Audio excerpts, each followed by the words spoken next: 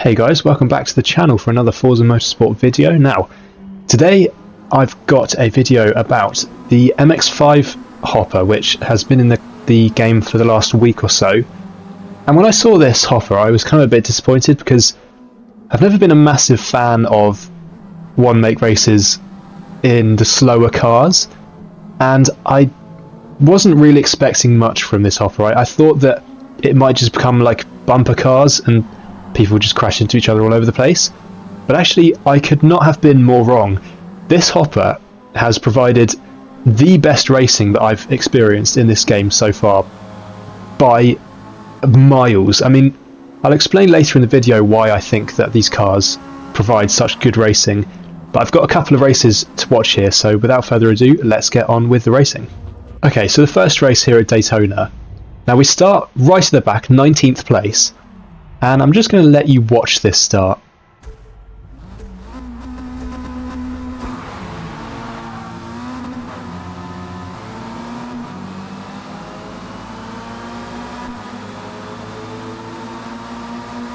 And just like that, by the first corner, we had made 8 positions up to 11th place. Now if you've seen my YouTube short that I did about that start, you'll know how it went already, but yeah, I mean, it's testament to the tune that I have on this car, which is only one of the kind of community-made ones. It's one of the most popular tunes for this car. And I just downloaded it, and it's absolutely brilliant. It's really quick off the line. So every race I've done in this class, that kind of thing has happened. I've made 6 or 7 positions at least off the start, just against people who haven't tuned their car. And it's also really good through the corners. So up to 9th place already in about 4 corners, and we're going to look for some more overtakes straight away, because these cars, you really can push for overtakes and go for moves that you might not otherwise think you could. Like there, I just outbrake this guy on the inside, although he does almost get a cutback on me, but not quite. So there's a really nice move made in that hairpin. And then coming onto this sort of back straight, we've got 3 wide in front of us, which never ends well. The guy in the middle backs out. Unfortunately, I didn't expect him to, so I kind of cut the corner there. Luckily, no penalty for the off track and only a warning for the collision. And I lose another position there because I kind of take a bad line through that corner. So ending up in 9th place after the first lap, which is not bad, but I'm going to be looking for some more positions very soon. As you can see, getting that car on the left on the straight, but he is going to be on the inside for the first corner, but not going to make the move happen. And then just completely outbrake that guy on that corner, take it really nicely, and up to 7th already. So I said that I'd talk about why I think these cars produce such great racing. So I think that what it is that these cars are really easy to drive. You know, they're not particularly quick, they're only C-class, but they also are really planted in the corners. They do not oversteer whatsoever, unless you really want them to. They also don't understeer very much. They turn really nicely. So I think what that means is that even the Forza community, who are not the best at handling cars at the best of times, let's say, even they can drive these cars pretty cleanly and not lose control of them. And so what that means is you genuinely can drive wheel to wheel, side by side with someone through corners, and most of the time it will remain fairly clean. At the very least, no one will get shunted off or crash or whatever.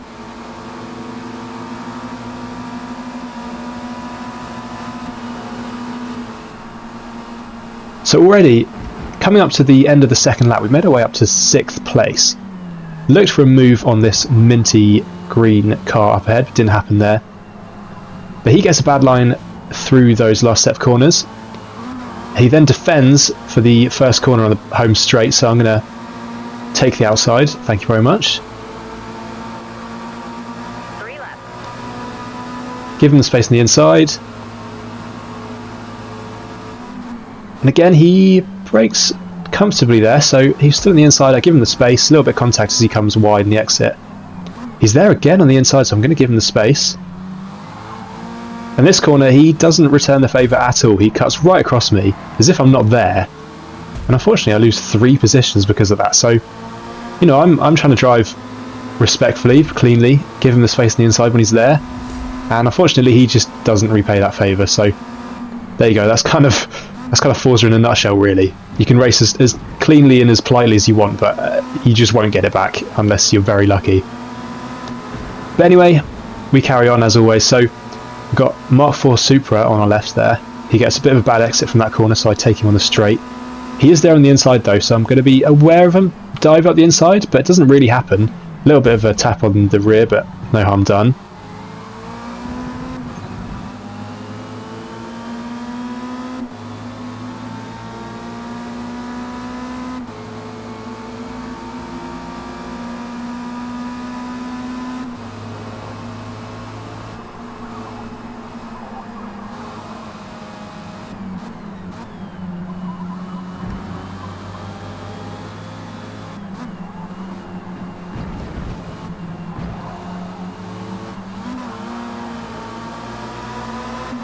See there, the car just going a bit wide, so that's given us a bit of a gap behind, and we've got these 3 cars in front of us who are properly scrapping, and that's going to allow me to catch right up to them and hopefully get some moves made.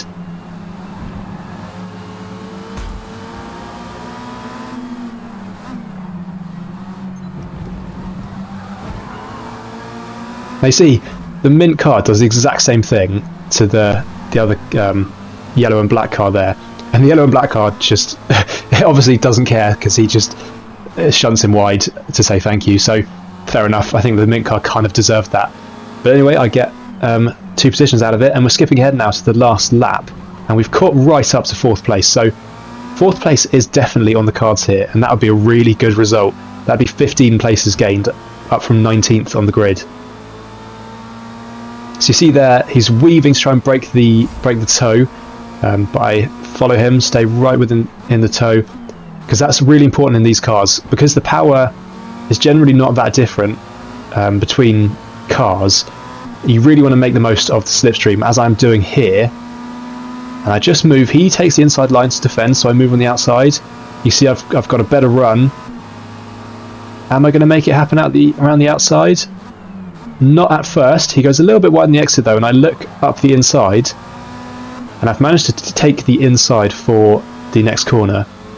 As you see, I actually got a much better exit than him there, and I start to pull away just. I mean, he's only 0.2 seconds behind, so definitely still within range of a move, which is exactly what he does here. He moves up the inside, and I thought he was going to go wide there, but he actually doesn't. He takes it very nicely. I go wide to give him the space, and he takes the move back, and he holds 4th place. Unfortunately, he gets it a bit wrong there, but I don't see it in time to be able to go around him, so I just go into the back of him. But fair play to him there. He made a good move. He's got it done, and I just wasn't expecting it, so I didn't even think to defend. But nonetheless, 5th place I'm very, very happy with. That's 14 positions made, and that really sums up the racing in this class. It's really, really good racing. So coming on to the next race, this is an interesting one. This is at Eagle Rock Speedway. I forgot the name of the track there, but it's luckily on the right there. So this is an oval track with a wedge cutout, as you see on the minimap. And I was not expecting much from this race, because my experience of oval racing on Forza has not been particularly great. Generally, it's actually quite boring. You kind of settle into your positions, and no one can really overtake anyone. But this race was complete opposite of that. So you see a bit of carnage, a lot of bumping going on, and I've made my way up to 7th already. And we are right behind the blue Mazda in front of us, and then the red and black one in front of that. And you'll see I take obviously a bit of a better line, because I get slightly alongside the Mazda on the right, but back out there because I wasn't going to push that on the inside. It's quite hard to make a move like sticking to the inside of these oval track corners. And then coming into the braking zone, he brakes a little bit late. I brake quite nicely, but he just cuts across me there, shunts me wide, so I wasn't massively happy about that. He also doesn't get a penalty, which is a bit of a shame. But anyway, we've got 9 more laps to make a move on him, so not going to do anything too drastic. We'll just settle back into the slipstream and we'll look for another move, which I'm sure will come very soon.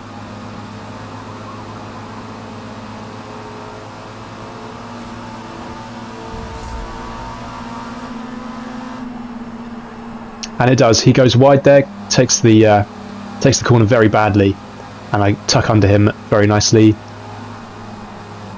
And no sign of him through that braking zone. So, skipping ahead a couple of laps, lap 4, or maybe 1 lap, you can see the cars in front of us getting tangled up, one going wide. Unfortunately, that means that I go into the side of this guy. Luckily, don't spin him, and I kind of back off then to so that I don't overtake him, because that wouldn't have been really fair. But on the exit of that corner, I do get a better exit than him, and I go round him, because that is completely fair. So, another place gained, and I'm up to 4th place. However, as you can see, it's taken me until lap 7 to catch up with 2nd and 3rd.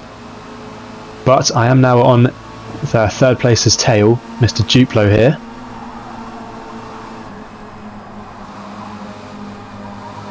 Neither of us getting that corner too well. Then I take a better line than him into that corner, but not going to be able to make anything happen. He takes a good defensive line through that kind of chicane there.